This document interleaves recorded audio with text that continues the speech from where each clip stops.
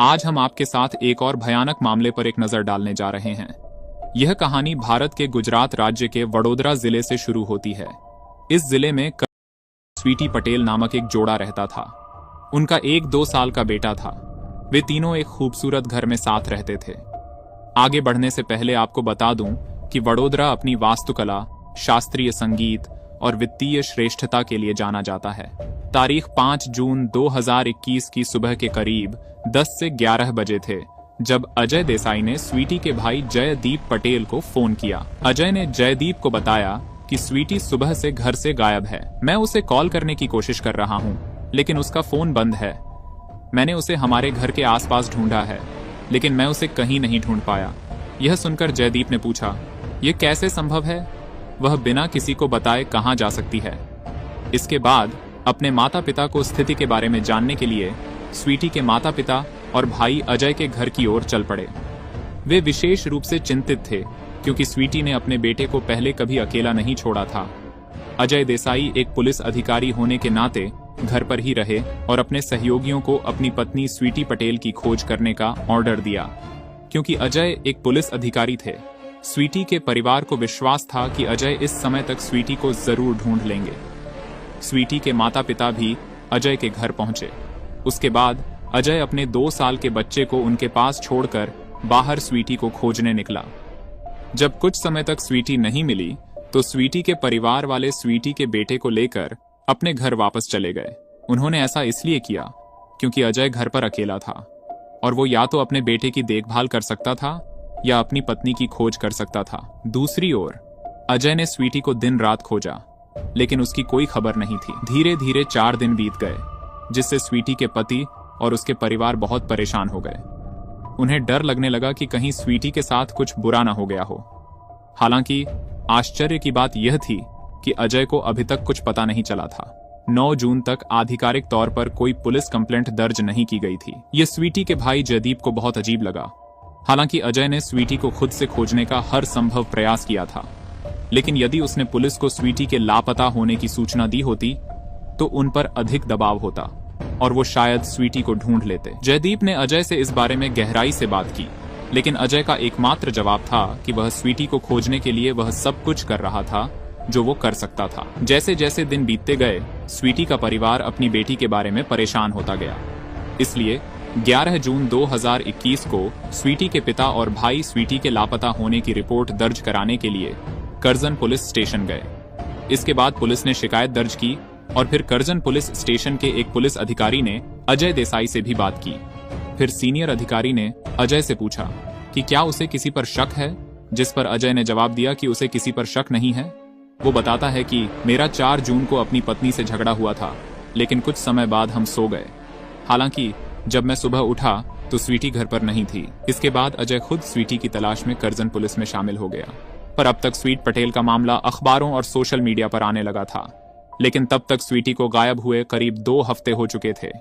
इसलिए जयदीप ने social media और न्यूज चैनलों के जरिए एक हाई रैंक पदस्थ पुलिस अधिकारी से अपनी बहन को जल्द से जल्द ढूंढने की गुहार लगाई। मामला गुजरात के कानून और न्याय मंत्री प्रदीप सिंह जडेजा तक पहुंचा। उसके बाद मंत्री ने गुजरात के डीजीपी से संपर्क किया और उन्हें जल्द से जल्द मामले को सुलझाने के निर्देश दिए। डीजीपी भारत के सभी राज्यों में सबसे उच्च रैंकिंग वाले पुलिस अधिकारी होते हैं। उसके बाद मामला अहमदाबाद क्राइम ब्रांच को सौंप दिया गया और स्वीटी की तलाश के लिए एक टीम बनाई गई। लेकिन कई दिनों की तलाश के बाद भी क्राइम ब्रांच की टीम को स्वीटी का कोई सुराग नहीं मिल पाया। फिर जुलाई के पहले हफ्ते में एक अज्ञात व्यक्ति ने पुलिस को कॉल की। उस कॉल से पुलिस को पता चला कि उस व्यक्ति को झाड़ियों में एक जली हुई लाश मिली है। इसके बाद पुलिस अज्ञात व्यक्ति द्वारा बताए गए स्थान पर गई, लेकिन जब उन्होंने शव देखा तो वह बहुत बुरी हालत में था। यह पहचानना मुश्किल था कि यह पुरुष का शव है या महिला का। हालांकि पुलिस को शव के पास एक मंगलसूत्र, एक कंगन और एक अंगूठी मिली। इन वस्तुओं को देखकर अनुमान लगाया गया कि शव महिला का हो सकता है। फिर क्राइम ब्रांच ने अपनी जांच शुरू की और 5 दांतों के साथ 43 हड्डी के टुकड़े पाए। जब अजय को इस बारे में पता चला तो वह बहुत हैरान हुआ। फिर शव को डीएनए जांच के लिए हैदराबाद के फोरेंसिक लैब में भेजा गया। स्वीटी के बेटे का सैंपल भी लिया गया। ये जांच यह पुष्टि करने के लिए की गई थी कि शव स्वीटी का है या नहीं। अंत में रिपोर्ट से पता चला कि स्वीटी के बेटे का डीएनए शरीर से 100% मेल खाता है। इससे पुलिस को पुष्टि हुई कि शव वास्तव में स्वीटी का था। हालांकि अब पुलिस के सामने यह सवाल था कि स्वीटी के साथ ऐसा किसने और क्यों किया। जांच के दौरान क्राइम ब्रांच को अजय देसाई पर शक होने लगा, क्योंकि जहां बाकी सभी लोग स्वीटी की मौत की खबर से काफी परेशान थे, वहीं अजय अकेला था जिसके चेहरे पर दुख के कोई लक्षण नहीं दिखे। इसके बाद अजय को पूछताछ के लिए क्राइम ब्रांच ऑफिस ले जाया गया, जहां उसने बहुत ही अजीब सवाल पूछे गए। क्योंकि अजय सभी सवालों के जवाब देता है, क्राइम ब्रांच की टीम को उस पर और भी शक होता है। फिर वे अजय से और सख्ती से पूछताछ शुरू करते हैं। इसके बाद अजय स्वीटी से पहली मुलाकात से लेकर उसकी हत्या तक की पूरी कहानी पुलिस को बताता है। कहानी कुछ इस प्रकार है। दरअसल स्वीटी पटेल की अजय देसाई के साथ यह दूसरी शादी थी। स्वीटी की पहली शादी एक नॉन इंडियन व्यक्ति से हुई थी जो यूएसए में बस गया था। उस व्यक्ति से शादी करने के बाद स्वीटी भी अमेरिका चली गई और कुछ साल बाद उसका एक बेटा हुआ।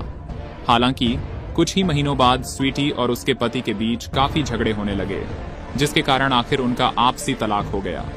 स्वीटी के बेटे की कस्टडी उसके पूर्व पति को दे दी गई।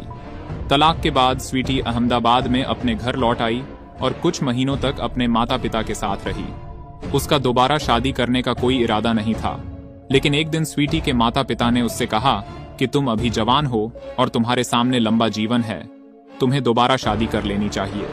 यह विचार स्वीटी को पसंद आया और उसने 2016 में दोबारा शादी करने के बारे में सोचना शुरू कर दिया। स्वीटी पटेल की पहली बार अजय देसाई से एक सामाजिक समारोह में मुलाकात हुई। उन्होंने एक दूसरे को नंबर दी और उसके बाद स्वीटी और अजय कैफे और अन्य स्थानों पर मिलने लगे, जिसके परिणाम स्वरूप वो एक दूसरे के प्यार में पड़ गए। इस बार अजय को यह भी पता चला कि स्वीटी एक तलाकशुदा महिला थी और उसका एक बेटा भी था जो अपने पिता के साथ अमेरिका में रहता था। इसके बावजूद अजय को कोई आपत्ति नहीं थी और उसने स्वीटी को स्वीकार कर लिया, क्योंकि स्वीटी भी अजय को पसंद करती थी। उसने अपने परिवार से उनके रिश्ते के बारे में बात की। स्वीटी का परिवार यह सुनकर बहुत खुश हुआ, क्योंकि अजय हैंडसम था, अच्छी नौकरी करता था और दोनों एक दूसरे को पसंद करते थे। यही कारण थे कि उन्हें लगा कि यह जोड़ा एकदम सही है और उन्होंने उनकी शादी कराने का फैसला किया। हालांकि दूसरी तरफ अजय ने अपने माता पिता से शादी के बारे में बात नहीं की। उन दोनों ने फिर एक मंदिर में शादी कर ली। इसके बाद अजय ने वडोदरा में एक घर खरीदा और स्वीटी के साथ वहीं रहने लगा। हालांकि उनकी शादी आधिकारिक तौर पर कहीं भी पंजीकृत नहीं थी। अगर कोई जोड़ा मंदिर में शादी करता है तो उसका रिकॉर्ड और कुछ तस्वीरें होनी चाहिए, लेकिन चूंकि उनके लिए ऐसा कोई रिकॉर्ड नहीं था, तकनीकी रूप से वे साथ रह रहे थे और इस दौरान उनका एक बेटा भी हुआ। उसके बाद स्वीटी ने अजय से कहना शुरू कर दिया कि हमने शादी कर ली है और हमारा एक बेटा भी है, इसलिए हमें अपने परिवार को अपनी शादी के बारे में बताना चाहिए। लेकिन अजय ने स्वीटी से कहा कि अभी सही समय नहीं आया है और सही समय आने पर वह उसे अपने माता पिता से जरूर मिलवाएगा। हालांकि काफी समय बीत गया और अजय ने अभी भी स्वीटी को अपने परिवार से नहीं मिलवाया। जब भी स्वीटी इस विषय को उठाती, अजय हमेशा बातचीत को टाल देता। सच्चाई यह थी कि अजय ने स्वीटी से 2016 में शादी की थी, लेकिन उसे कभी अपने घर नहीं ले गया। परिणाम स्वरूप अजय के परिवार को नहीं पता था कि उनका बेटा पहले से ही शादीशुदा है। इस वजह से अजय के माता पिता ने 2017 में उसके लिए दुल्हन की तलाश शुरू कर दी। उन्होंने एक अच्छे परिवार की लड़की ढूंढी और उसके साथ अजय की शादी तय कर दी। अजय ने इस शादी से इनकार नहीं किया, क्योंकि लड़की से शादी करने के अलावा उसे 2.5 मिलियन रुपए के साथ साथ रेफ्रिजरेटर, बिस्तर, अलमारी जैसी महंगी चीजें और भी बहुत कुछ मिलता है। अजय इस शादी से इनकार कर सकता था और अपने परिवार को स्वीटी के बारे में बता सकता था, लेकिन उसने दूसरी शादी करने का फैसला किया।